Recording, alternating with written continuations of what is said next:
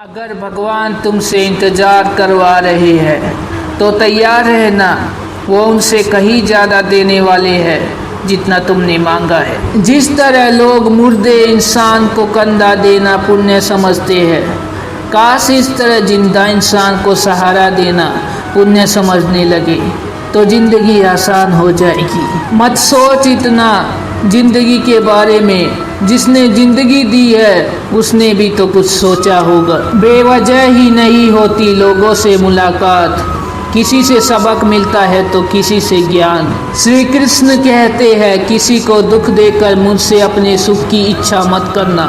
अगर तुम किसी को एक पल का भी सुख देते हो तो अपने दुख की चिंता कभी मत करना। जब दर्द और कर भी बोली दोनों सहन होने लगे तो समझ लेना जीना आ गया है। कौन क्या कर रहा है, कैसे कर रहा है, क्यों कर रहा है, इन सब से आप जितना दूर रहेंगे उतना ही खुश रहेंगे। हंसते रहो तो दुनिया साथ है, वरना आंसुओं को तो आंखों में भी जगह नहीं मिलती। जीवन में जो होता है वह किसी वजह से होता है, या तो वह आपको कुछ बना कर जाता है या फिर कुछ सिखाकर। कटना पीसना और अंतिम समय तक निचोड़े जाना गन्ने से बेहतर कौन जानता है कि मीठा होने का नुकसान कितना होता है। जब कोई दिल दुखाए तो सबसे बेहतर है कि हम चुप हो जाए, क्योंकि जिन्हें हम जवाब नहीं देते उन्हें फिर वक्त जवाब देता है। अंधे बहरे गूंगे बनकर अपने लक्ष्य पर ध्यान देते रहो।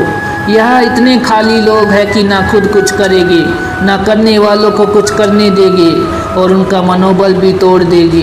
लोग जरा सी बात पर आपको छोड़ देते हैं और भगवान जरा सी प्रार्थना से आपको थाम लेते हैं। कर्मों से डरिए, ईश्वर से नहीं। ईश्वर तो माफ़ कर देता है मगर कर्म नहीं।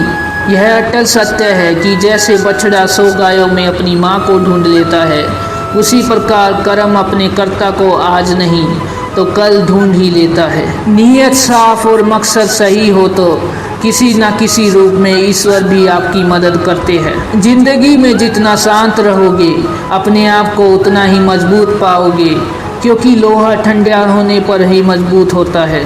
गरीब रहोगे कोई ध्यान नहीं देता, मेहनत करोगे तो सब हंसेंगे, लेकिन जब कामयाब हो जाओगे तो सब जलेंगे। जिंदगी वो हिसाब है जिसे पीछे जाकर सही नहीं किया जा सकता, इसलिए आज में सुधार करें और पुरानी बातों को अनुभव की तरह इस्तेमाल करें। जिस जिंदगी में उत्साह, लक्ष्य और अनुशासन ना हो उसे जिंदगी जीना नहीं, जिंदगी काटना कहते हैं। कभी कभी आप बिना कुछ गलत किए भी बुरे बन जाते हैं, क्योंकि जैसा लोग चाहते थे आप वैसा नहीं करते। जिस मनुष्य के हृदय में सच्ची मानवता हो उसकी सोच हमेशा यही होगी कि मुझे मिला हुआ दुख किसी को ना मिले और मुझे मिला हुआ सुख सबको मिले। मैंने हंसकर भी देख लिया और रोकर भी देख लिया, किसी को पाकर किसी को खोकर भी देख लिया। यह जान लिया कि ज़िंदगी वही जी सकता है जिसने अकेले जीना सीख लिया। ज़िंदगी बहुत कुछ सिखाती है, थोड़ा रुलाती है, थोड़ा हंसाती है। खुद से ज़्यादा किसी पर भरोसा मत करना, क्योंकि अंधेरे में तो परछाई भी साथ छोड़ देती है। अगर कोई आपको सच्चा प्यार करता है तो आपको समय ज़रूर देगा, आपकी हर स्थिति में साथ देगा, हमेशा आपके लिए समर्पित रहेगा, क्योंकि सच्चा प्यार एक दूसरे की खुशियाँ चाहेगा, आँखों में पानी नहीं। लोहे को कोई नष्ट नहीं कर सकता, बस उसका जंग उसे नष्ट कर सकता है। इसी तरह आदमी को कोई और नहीं बल्कि उसकी सोच ही नष्ट कर सकती है। इसलिए सोच अच्छी रखो, फल अच्छा ही होगा। इतना कमज़ोर मत बनो कि कोई भी आपको तोड़ सके, बल्कि इतना मजबूत बनो कि आपको तोड़ने वाला खुद ही टूट जाए। दर्द आपको मजबूत बनाता है, डर आपको बहादुर बनाता है, अनुभव आपको सिखा देता है। जिस दिन हम समझ जाएंगे कि सामने वाला गलत नहीं, सिर्फ आपकी सोच हमसे अलग है, उस दिन जीवन में सब दुख दूर हो जाएंगे। क्यों रोते हो? मन का ना होने पर जो लिखा है वही होकर रहेगा। एक रास्ता बंद करने से पहले भगवान 10 रास्ते खोल देते हैं। गर्मी के मौसम में पत्ते सूखने के बाद भी पंछी घोंसला नहीं छोड़ते, क्योंकि वो जानते हैं फिर से बरसात आएगी और पेड़ पर नए पत्ते आएंगे। जो हुआ उसे भूल कर नई शुरुआत करो और याद रखो जिसका कोई नहीं होता उसका भगवान होता है। मतलब से जुड़े रिश्ते मतलब तक साथ देते हैं, लेकिन दिल से जुड़े रिश्ते आखिरी सांस तक साथ निभाते हैं। अच्छा काम करते रहो, चाहे कोई सम्मान करे या ना करे, क्योंकि सूर्योदय तब भी होता है जब करोड़ों लोग सोए रहते हैं। दुनिया में हर एक काम आसान है, केवल अंदर से आवाज़ आनी चाहिए। हमेशा मेहनत और उस परमात्मा पर विश्वास रखना इस सफलता का सूत्र है। जीवन में सबसे बड़ी गलती वो है जिस गलती से हम कुछ सीख नहीं पाते हैं। जो व्यक्ति अपने मन को काबू में कर सकता है वह जिंदगी में कुछ भी कर सकता है। इंसान की अच्छाइयों पर सब खामोश रहते हैं, लेकिन चर्चा अगर उसकी बुराई पर हो तो गूंगे भी बोल पड़ते हैं। श्री कृष्ण कहते हैं, तुम्हारे बीते हुए कल को तो मैं ठीक नहीं कर सकता, क्योंकि तुम वर्तमान में अगर अच्छा कर्म करोगे तो मैं तुम्हारे आने वाला कल जरूर उजागर करूँगा। झूठी बातों पर लोग आपकी वाहवाही करेंगे, वही लोग आपको तबाह करेंगे। बुरे से बुरा क्या ही होगा, हम तो हमेशा ही सोच लेते हैं, मगर अच्छे से अच्छा क्या होगा हम ये कभी नहीं सोचते। जो ईश्वर रात को पेड़ पर बैठे पक्षियों को कभी गिरने नहीं देता, तो सोचो वक्त में अकेला और बेसहारा कैसे छोड़ सकता है। आज के ज़माने में कोई अपना नहीं होता, सिर्फ लोग तब तक साथ देते हैं जब तक उनका स्वार्थ होता है। अगर कोई अकेला है तो इसका मतलब ये नहीं कि उसे कोई पसंद नहीं करता, बल्कि वह अकेला इसलिए है क्योंकि उसने दुनिया की औकात जान ली है। एक बार राजा और उसका मंत्री तलवार को साफ कर रहे होते हैं। तलवार को साफ करते समय अचानक राजा के पैर पर तलवार गिर जाती है और राजा के पैर की उंगलियां कट जाती है। उस राजा को उंगली कटने के कारण बहुत ही तकलीफ हो रही थी, बहुत ही दर्द हो रहा था, लेकिन उसका मंत्री कहता है, शांत रहिए महाराज, जो कुछ भी होता है अच्छे के लिए ही होता है। राजा को यह बात सुनकर गुस्सा आ जाता है।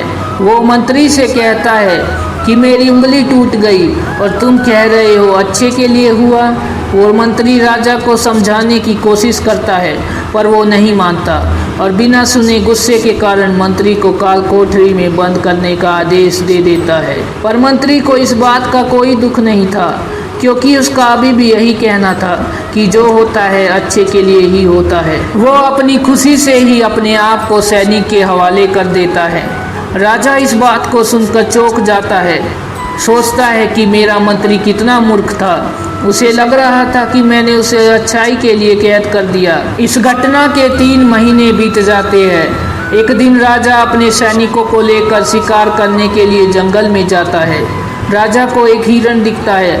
हिरण का पीछा करते करते राजा घने जंगलों में चला जाता है। वह हिरण को पकड़ नहीं पाता और जंगल में खो जाता है। वो बाहर आने के लिए रास्ता ढूंढता है, लेकिन रास्ता उसे नहीं मिलता। तभी कुछ आदिवासी लोग उसे घेर लेते हैं। उन लोगों को पता नहीं था कि वह राजा है।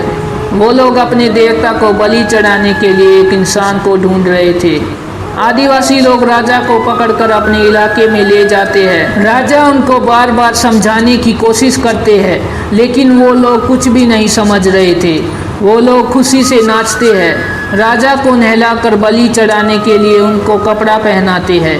अब राजा को लगता है कि वो मरने वाला है। जब आदिवासी लोगों का मुखिया राजा को मारने जाता है, तब देखता है कि राजा के पैर की उंगली कट चुकी है। इसको देखकर उसका मुखिया कहता है कि इस इंसान की बलि नहीं दी जा सकती, क्योंकि ये इंसान पूरा नहीं है, एक अंग कटा हुआ है और उनके भगवान को एक पूरे इंसान की ही बलि दी जा सकती है।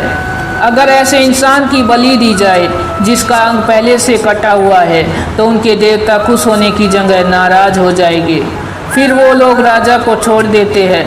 राजा खुशी खुशी अपने महल चला जाता है और सोचता है, अगर मेरी उंगली उस दिन ना कटी होती तो आज मेरी मौत हो जाती। इसका मतलब मंत्री सही कह रहा था, जो कुछ होता है अच्छे के लिए होता है। फिर राजा अपने सैनिकों को आदेश देता है कि जल्दी से जाकर मंत्री को रिहा किया जाए। फिर राजा मंत्री को अपना पद वापस देते हैं और पूछते हैं, मंत्री उस दिन मेरी उंगली कट गई, मेरे लिए अच्छा हुआ, मैं मान गया, लेकिन तुम जेल में हो, इससे तुम्हारा क्या अच्छा हुआ।